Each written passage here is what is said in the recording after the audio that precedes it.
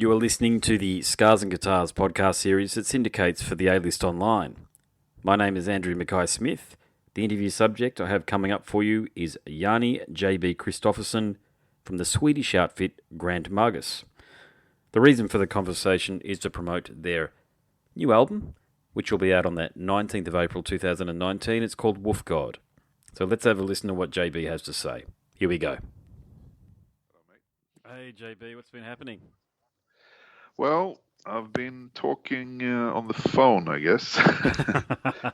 Well, I've been punished by my two kids, and my wife and I were just having a conversation about how little energy we both have for these things, and not the conversation I'm talking about, but being punished by our kids, okay? And I was just thinking whilst I was dialing, like, we've got to ask about whoever created humanity. We've got all this fucking energy as kids and teenagers and young adults that we don't know what the hell to do with. And as soon as we're in our 30s and 40s and we've got all these adult responsibilities, we don't have the energy. We just don't have it. Well, that's because we're probably designed to die at that age, really. So Yeah, I don't think you're wrong, actually, on that one there. But then you see these other reports by people like that lean into a bit more of the religious shit, and they talk about, no, our bodies are actually designed to live for 150 years and stuff. And I'm thinking, who the hell wants to be alive for that long and see all the shit that we're going to do? You know, like, who wants to stick around and watch us ruin the planet? well, will someone? I guess either we will all be, wiped out in 50 years or something, or some sorry buggers will still survive and see what's left. Yeah, did you see that pod? Oh, it was one of those things that came up on Twitter as a viral article. It was a pod for two people, and the thing looks like a giant steel pea. So it's like this big round ball. But they're saying in the advent of an apocalypse or the advent of some sort of catastrophe, get into that. So I'm thinking, great, you're going to die, but you're going to die of severe claustrophobia as well. So sometimes I don't think they've really thought about these things. Like, who wants to stick around in a post-apocalyptic world like in the movie The Road? Who wants to do that? The road was pretty grim. I have to agree. Well, we'll just see what happens, won't we? We will, but in the meantime, we have wonderful albums like Wolf God to wrap our ears around. Now, John very kindly sent me across a reviewer's copy a couple of hours ago, so I've had it on in the background. Actually, and I like your stuff. I've always liked your stuff. You've always reminded me of a more relatable Manowar. I hope that comparison works, especially with the shit that's come out about bloody Carl Logan over the last few months. But but you know, the point stands though is that Manowar have sort of become very pompous and bombastic in a bad way. But you guys have kept it on the straight and narrow in that you can actually listen to your albums from start to finish, and they're rational. They make sense. So, I mean, you've got this wonderful tradition of mid-paced heavy metal, which I just love, and you've got these Norse lyrical themes for people to wrap their ears around and go and do some research about. So there's a lot going on for you guys, mate. So I've said all of that, but what is your thoughts on the album Wolf God then? I'm really happy with it. We took a bit of a gamble this time, which wasn't really a gamble in the end, but we decided to do it properly this time, like we did on the first album. That is to put in all the writing and all the work before we went into the studio to start recording. And that meant that the actual recording went really quickly, and we, since we were rehearsed and we had made all the decisions about the song structures and everything before, we just recorded takes rather than doing drums and then doing guitars and then doing bass and whatever. And I think it gave the album more groove, more dynamics, and it was just a very fun recording this time. And in the past, fun is not the word I would use to describe what we've been doing. And hopefully that comes across in the end result. I haven't lived with it long enough, actually, at the moment to offer an opinion better than that on the album. So I'm actually going to pay close attention to what you've just said then when I do get to know the album a bit better. But what I did Yeah. in preparation for the conversation, I I did some research, and of course, what better place is there to find out what's going on in the world of heavy metal than Blabbermouth? So I went on to Blabbermouth, and I found a quote from you, I think, where you mentioned that you recorded the songs on the first take. Is that correct?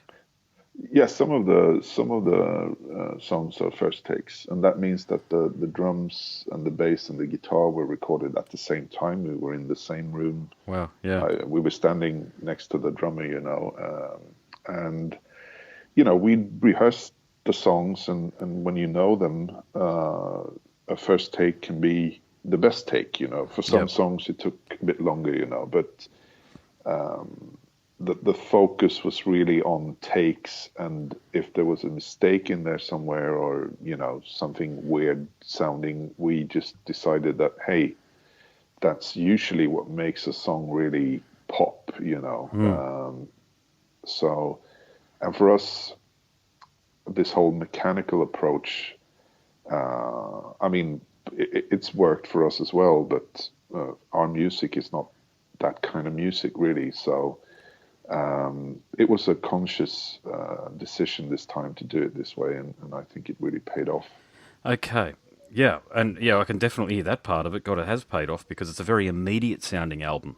So I understand now why that happened. So thanks for confirming that. So what I haven't found out though, what I couldn't find when I was reading through things online was who helped you with it in terms of the production side of things. It's a guy called Staffan Karlsson, and he's been actually involved in some of our previous recordings, recording drums, because he's based in Halmstad, where Ludwig, our drummer, lives. Right. And he's done stuff for Arch Enemy and Spiritual Beggars and a lot of other bands. But he's also he's been doing a lot of other stuff as well, and he's experienced, and it's not only worked with metal. And he's also a very proficient singer, which is a big deal for me. When I record vocals, I want to do it with someone who knows about vocals, So he was just, and he turned out to be great to work with. We had, a great rapport, and there were no, there was no confusion about what we were trying to do and stuff like that. So, all in all, he was a really good choice for this album. It actually sounds like it went a little too smoothly from the perspective that there's always something, a challenge or a problem that the brain's trust needs to work together to help overcome. So was there anything about working on the album and creating it that was a real challenge for you, that was a challenge that you hadn't experienced before? Well, it was a long time since we recorded stuff live. Like I said, on the first album we did that. So that was a challenge. I mean, and it was a bit of a gamble because, I mean, obviously we're a live band and we've been playing together for a long time, so we know how to play. But it could have turned out that, yeah, sure, we did we did proper takes and everything, but it doesn't really have any bite to it. So we have to go back to the other way of working. So that was a bit of a, it was a bit, I'm not going to say scary because we immediately realized that it was going to work. But, and then, I mean, there's always the challenge of mixing the album and mastering it, because that's where, the final decisions have to be made. And I've never been super certain that it's absolutely right, because how could you be? Yeah. So you just have to go with some kind of gut instinct, and but mixing is always a nerve-wracking thing. So Yeah, and look, I'm a musician too, so I haven't done a lot of it or been associated with a lot of it, and I haven't done a lot of things that have ended up on iTunes and Spotify and all the rest of it. But the stuff that I have through the years, yeah, mixing sucks. Mixing Yeah, is because it's you almost have to get to a point where you abandon it as opposed to it's finished. Does that make sense? It's you get to a point where you just step yeah, away from it and go, you know what, it's actually good enough, and we can hear yeah, all sorts of things we want to fix with it, but to the fan, can they pick up on these things? Probably not. yeah, exactly. And what I think uh, the final decision has to be, it has to be made first of all, and also if it makes you want to listen to it, then it's good, you know. Hmm. Even if there might be slight uh, imperfections or stuff that you might want to change, but uh, like you say, you just have to step away from it and say, all right, we're done, you know. Hmm. Indeed. That there's that famous story about the painter who went to the Louvre to touch up on his on his Yes. displayed artwork, and it's like Just leave God's it. dragging him away. Yeah, Yeah. you Yeah. know. Yeah, look, it is like that, and only the artist knows when their work is done. But music is one of those things that, like all the rest of art, it is subjective. But as the artist, as the creator, you've sometimes, yeah, you just get so attached to these things, like that individual there did. And the Louvre, God, if your stuff's in the Louvre in France, then you've probably done a pretty bloody good job to begin with. So you know what, you probably don't need to go in there and do what he did. Exactly. Yeah, I'm sure this is a myth, but it's a fun story anyway. Oh yes, yes. Hey, you're actually quite a successful band these days, and what I'm saying there is that uh, you've got quite a lot of albums out, but you've got ascendancy, meaning that you've got chart success, and that started, I think, back with Hammer of the North back in 2010, which I think was released via Roadrunner, and you've been with Nuclear Blast for the three albums in between. Then, of course, this album coming up here, Wolf God. So how does it feel to be a successful musician, especially one playing heavy metal? Is it one of those things that occasionally you sort of have to pinch yourself and look back on the 15-year-old version of yourself that was sort of thinking, what the hell am I going to do with my life? And go, hey, mate, you did it. You're a successful musician. Yeah, I mean, there have been many things in my life relating to what you're saying now, that is this actually happening, Yeah. but I think for good and for bad, the humanity's best ability is the ability to adapt, so Yep. you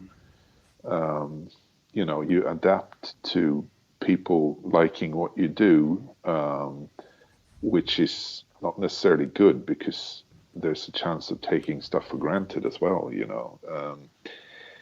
but absolutely, I mean, like you said, when I was 15, to look back now and think that I've actually played with some of my absolute idols, Hmm. Yeah. it's unbelievable. It's unbelievable, and I'm just very happy and fortunate that it happened that way. But perseverance is, these things don't just happen by themselves. Hmm. You have to really, and we've never stopped, and I think we found the right people, always the right people, which is, I think, the key to longevity in a band anyway, if you're not like a God, yeah. one-man project, Yeah, like a Dave Mustaine or what have you. Yeah, I mean, you've been in forces there with Fox ever since the band started, Yeah, if I'm correct, and you've only really had the three changes in drummers. I think it's been yeah, yeah.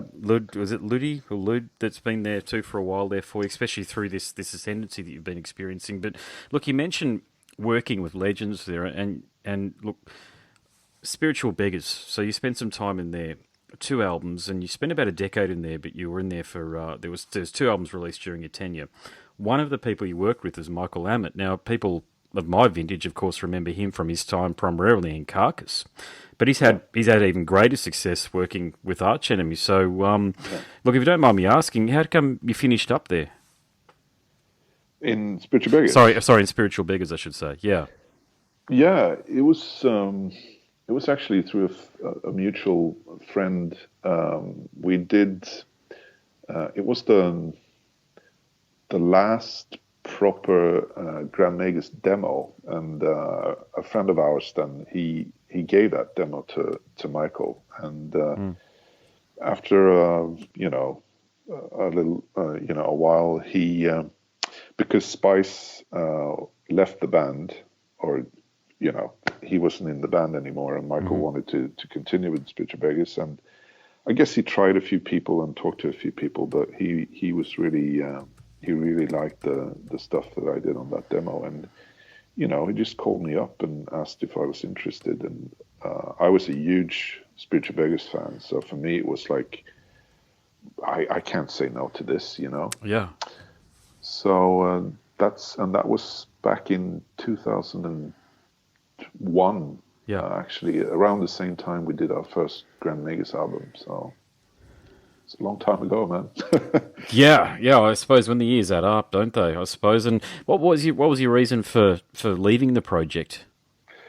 Well, it was really only due to time, because we did, like you said, we did 2 albums, and then Michael was super busy with Arch Enemy for about 4 or 5 years, I think, and then around 2010, they wanted to do a new Spiritual Beggars album, and at that time we had signed to this really big label, and we were doing Hammer of the North, and I was just, it was impossible for me to do any kind of justice to another band at the time. Yeah, I get what exactly was saying. Bloody Roadrunner. What was your experiences like over there? Because there are some bands that they don't talk all that positively, to be quite honest with you, of the experience. But was it? What's your thoughts overall on the one album, Hammer of the North, from 2010 with those guys? Well, first of all, I tend to be very skeptical about musicians talking about the so-called industry. For me, it's just super boring. And I don't mean to be rude, but I think that you have to separate yourself as an artist from the kind of business side to it. Having said that, we've only had great experiences with all the labels that we've been on, so I don't have any any bitterness or any bad words to say about any of them. All of them have helped us to become what we are today. Yeah. Yeah, that's a good way of looking at it, and it's the way that I think a lot of bands should reframe things. I know there are some horror stories out there, but I think some people sort of associate their lack of success with something that happened at a record company when it's not really the link that they should be looking at to describe their lack of success. Well put, my friend. Well, mate, I better make this my last one, because I know you've probably got another one coming through in a minute or so. But Australia. Have we been a strong territory for you, and do you get a lot of mail, i.e. social media communication from us?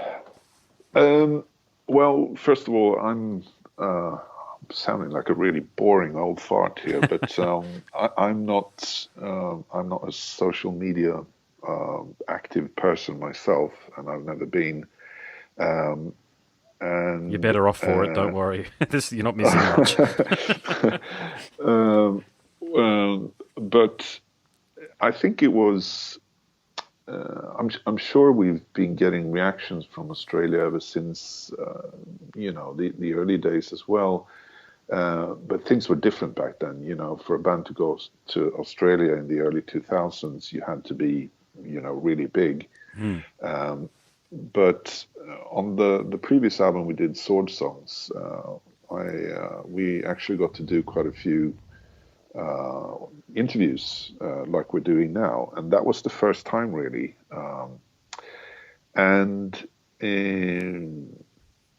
I obviously I know people who've toured Australia many times, and they have only great things to say about touring there and the fans and everything. But we've never really had a feasible an offer opportunity to come down. Yeah, yeah, gotcha. to come Yeah. out. I mean, we're working on it, and there are some possibilities, but if we could just teleport ourselves over there and do some gigs, I would do that now. But Yeah. obviously, there's more to it than that. So, but fingers crossed, we will, try and get over there. I hope it happens. There's definitely an audience down here for you. That's for sure. You'll occasionally Cool. see some Yeah, that's T-shirts cool. at gigs. So just, I hope an offer through Soundworks or Hardline Media or one of those lot there come through. And look, I'm sure it will, because on the strength of certainly what I've heard on the album here, as soon as you're given an opportunity, I'll be releasing this as a podcast episode. So when people hear about me talking about the album and your answers to questions, and then, we'll talk up the album a little bit, that'll get people excited. And Cool. hopefully the offers will come great. down. Yeah, That's great, mate. But mate, thanks so much for the conversation. Congratulations on an epic career so far, and long may you continue to do what you're doing. All right. Thanks, mate. Thanks, brother. No worries. Thanks a lot. Gotcha. Bye-bye. Bye. Bye. You have been listening to the Scars and Guitars podcast series that syndicates for the A-List Online. My name is Andrew Mackay-Smith, and that interview subject you just heard from is Janne JB Christoffersson from the Swedish outfit Grant Magus. Thank you so much for listening.